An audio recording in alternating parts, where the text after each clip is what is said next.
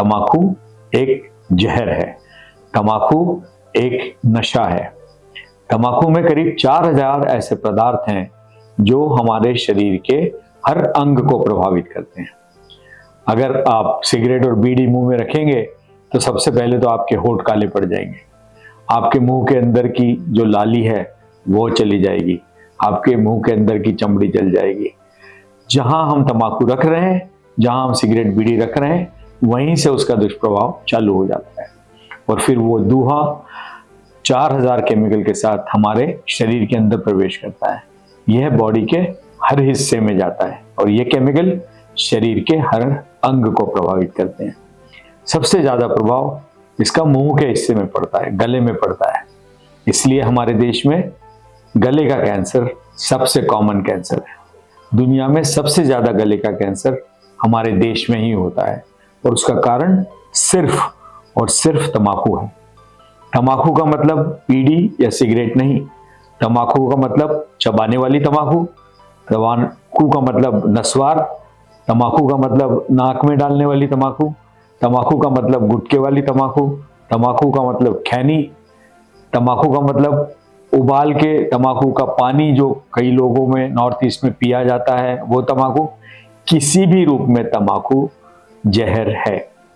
गले का कैंसर मैंने कहा हमारे यहाँ कॉमन है। उसके बाद धुआं प्रवेश करता है फेफड़ों में। फेफड़े का कैंसर हमारे यहाँ सेकंड कॉमनेस्ट कैंसर है। अगर हम पुरुषों में लें और दिल्ली जैसे शहर में लें तो ये सबसे कॉमन कैंसर है। जो जहर हमारे शरीर में जा रहा है ये खाने की नली में जाता है। ईसोफेगस का कैंसर कॉमन है, पेट में जाता है, पेट का कैंसर कॉमन है। एसिडिटी की बीमारी भी तम्बाकू, बीड़ी, सिगरेट के कारण ही होती है। तो अगर एसिडिटी भी है तो भी उसका कारण तम्बाकू हो सकती है। यह तम्बाकू का जहर इतना प्रभावशाली है कि यह गुर्दों तक जाता है और इससे गुर्दे के कैंसर की बीमारी, किडनी कैंसर की बीमारी और पेशाब के थैली के कैंसर की बीमारी या ब्लैडर कैंसर की बीमारी भी कॉमन है। अगर आप सिगरेट, बीड़ी या तम्बाकू छोड़ना चाहते हैं तो सबसे पहले आपको यह ध्यान रखना है कि आप अपनी उस संगत को छोड़ दें जिसके साथ आप बैठकर तम्बाकू और सिगरेट का सेवन कर रहे हैं। अगर आपके 4 दोस्तों की चौकड़ी है, इनके मिलते ही आप सिगरेट हाथ में उठा लेते हैं तो आप कृपया कुछ समय के लिए इस चौकड़ी से दूर हो जाएं। यह सबसे पहला नियम है क्योंकि एटमॉस्फेयर आपको इस लत की तरफ ले जाता है। इस एटमॉस्फेयर को आपको छोड़ना है। अगर आपको लगता है कि मैं पढ़ते वक्त सिगरेट पीता हूं तो कुछ समय के लिए पढ़ना छोड़ दीजिए। अगर आपको लगता है कि मैं टीवी देखते समय सिगरेट पीता हूं तो कुछ समय के लिए टीवी देखना छोड़ दीजिए। अगर आपको लगता है कि मैं घूमने जाता हूं तो सिगरेट पीता हूं, मैं चाहूंगा कि आप कुछ दिन घूमना छोड़ दीजिए।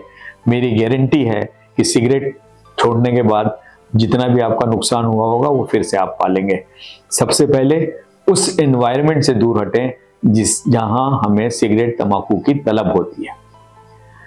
दूसरा, प्रण करें। प्रण करें कि हाँ जी, मुझे पता है कि तम्बाकू खराब है और मुझे इसे छोड़ना है। चाहे तो आप अपने कमरे में बड़े अक्षर से लिख लें कि मैं तम्बाकू अब नहीं पीऊंगा, मुझे पता है ये जहर है। अगर आपके टेबल के सामने ये लिखा रहेगा और आप इसे रोज देखते रहेंगे, जरूर आपकी अंतरात्मा जागृत होगी और आप तम्बाकू, सिगरेट छोड़ेंगे। इस जहर से दूर रहना आपकी उम्र के लिए, आपके स्वास्थ्य के लिए बहुत जरूरी है। तम्बाकू, सिगरेट छोड़ने का एक और तरीका है, वो ये है कि तम्बाकू, सिगरेट जब आप मुंह में रखते हैं तो आपको एक स्वाद की, एक किसी तरह की मुंह चलाने की आपको आदत हो जाती है। उससे दूर रहने का तरीका है कि आप मुंह में सौंफ या लौंग डालने की कोशिश करें। मुंह में जेब में लौंग रखें, सौंफ रखें और मुंह में बार बार सौंफ या लौंग डाल के रखें। उसका भी जो लौंग और सौंफ का स्वाद मुंह में बार बार रहेगा तो आपकी तम्बाकू, बीड़ी, सिगरेट की तलब कम हो सकती है। आप इस नुस्खे को भी आजमा सकते हैं।